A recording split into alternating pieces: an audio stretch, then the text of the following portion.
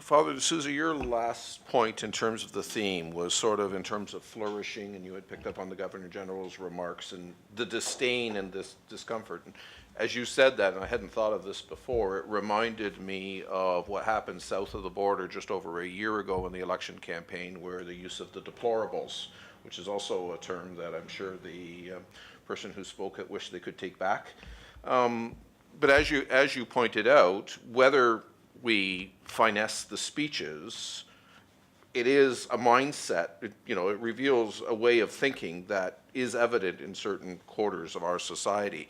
And I'm wondering, we know what happened south of the border. I don't want to politicize this, but as you said, surprised by more religiosity than the public conversation, with a certain edge on, I've looked at the numbers, the non-believer category. There's a hostility there towards religion that is stronger, if you will. The religious are they have their own disdain towards those who are not religious. But what surprised me in a lot of this is the number of slides in which there seems to be a disdain towards religion and people of faith from those, especially in the non-religious category. That 15% or whatever. South of the border, arguably, that produced a division in which, you ended up with a Trump phenomena along the way, and that's far more complex than just this. But is that same phenomena, are we at risk of that same phenomena in Canada, that if we don't find ways to engage in this conversation in a broader way in which we have a marginalization of extreme groups and the one that's in power at a given time, and that pendulum can swing back and forth one way. Is that a realistic concern? So the question is to speak about this political phenomenon, but not in a political way, okay? I would make an analogy first that one of the things that distinguishes Canada, not specifically on religious issues that are related, is that we've had mass immigration for many decades now and have largely avoided some of the traumas that other countries around the world have had mass immigration. There are reasons for that, due to our selectivity of immigrants and so forth, but part of it is that we've been able to speak about and sometimes in an idealized way about immigrant communities and the degree of reception that they get and so forth. But it's a conversation in Canada that has been had in places where you're not allowed to speak, where it's too toxic or too radioactive a subject.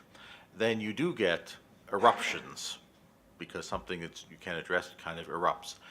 Around religious issues, I don't know. I mean, most of my time is spent on campus where my students will tell me routinely that a professor will make a disparaging or demeaning remark in class about religious believers. It's a very common thing, and there's no consequence to it. I mean, so it's not that that the religious believers on campus are being sort of, suppressed and sort of, there's going to be an eruption.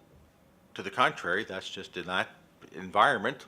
You just have to sort of lump it. That's what it means to be a religious believer. You have to face that. So it could be that that if you want to say disdain, will not provoke an uprising. It's just sort of something we have to live with as religious believers. In the media world and in the campus world, I think it's a little bit more, it's not exactly the same as in, I want to say, the average Canadian that doesn't exist when he goes about his daily life. I think it's probably less so there. But there's the possibility, and that's why I think, leaders, and not just political leaders, religious leaders themselves, have a duty to insert themselves into the conversation in a way that they think puts forth the best that they have to offer, because if they don't, then what they might fear is the dark side of their communities will come forth, which is a variation, I think, of what I said earlier about that, the answer to bad religion or bad public participation by religious believers is good participation. So I would actually say that we can't do much about what public policy leaders say, but religious leaders would have to, I think, take more seriously the obligation to have a public argumentation in a way that they think brings forth the best of their tradition.